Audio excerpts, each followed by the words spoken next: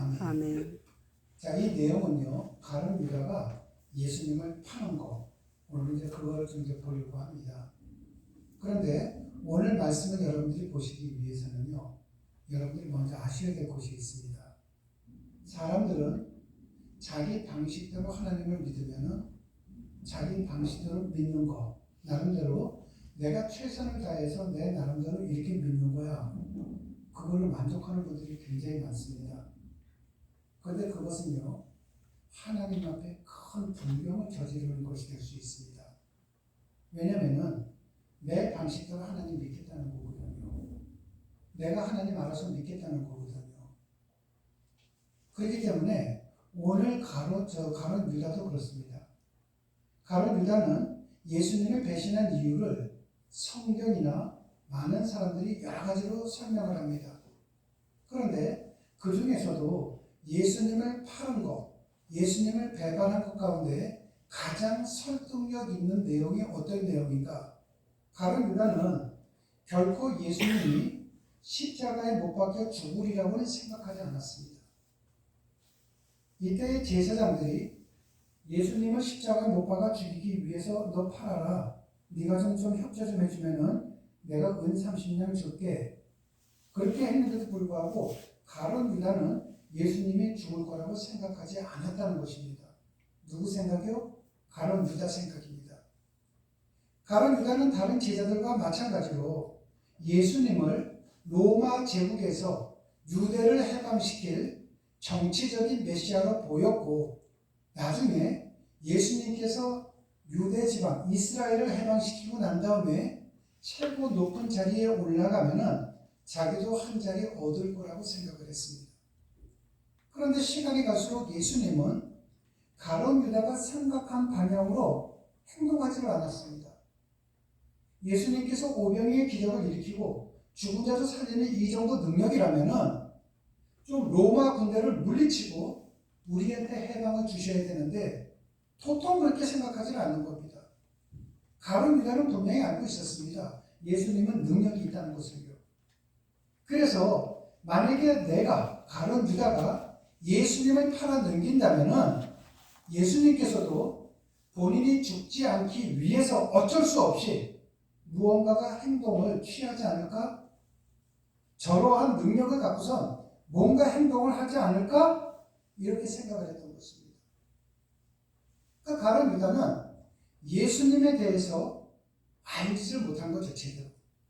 제대로 알지를 못하고 저분은 분명히 능력은 있어.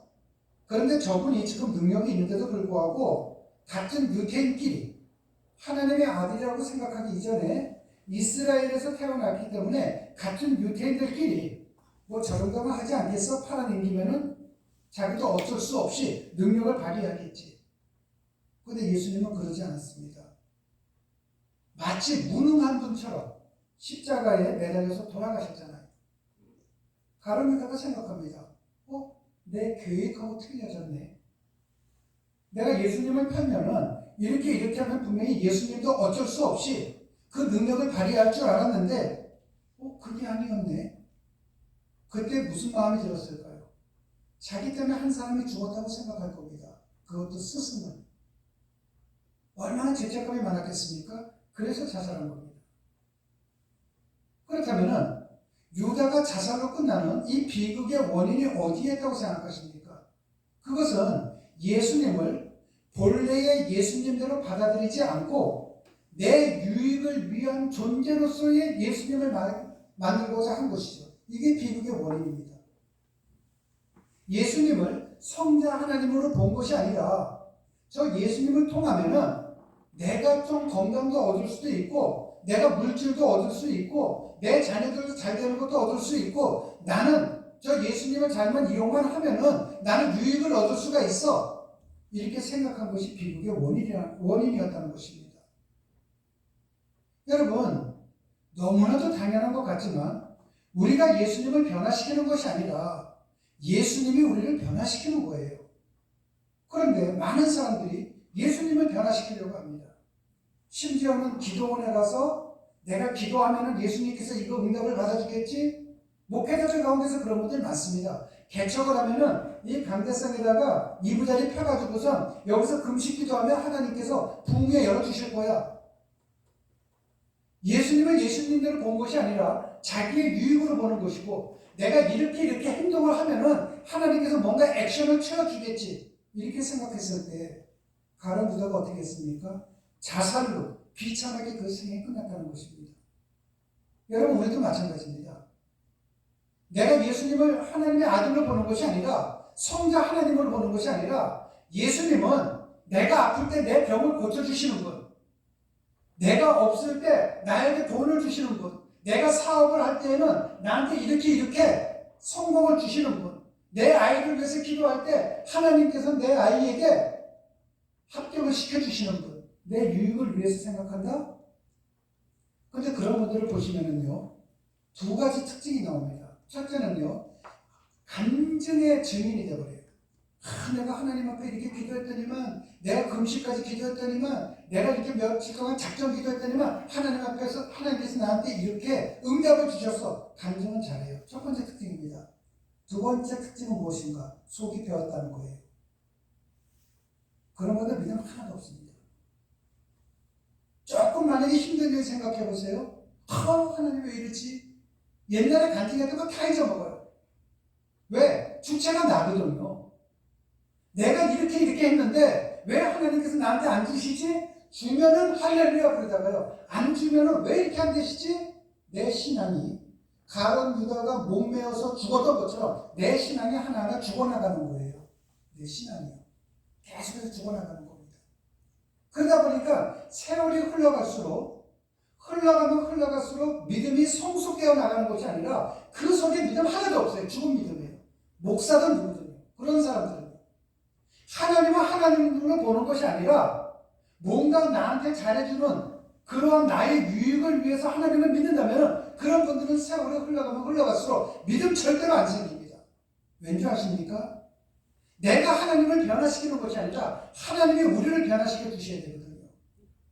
어떤 경우에도 우리의 목적을 위해서 예수님을 이용하는 자가 되어서는 안 된다는 거예요. 내가 뭐를 받기 위해서 다른 사람들은 내가 만약에 오늘 이 부분을 하려고 하는데 우리 자녀가 이번에 시험을 치려고 하는데 내가 뭔가를 이것을 한번 이루려고 그러는데 그때 어떻게 쓰면 좋겠지 할 때예요.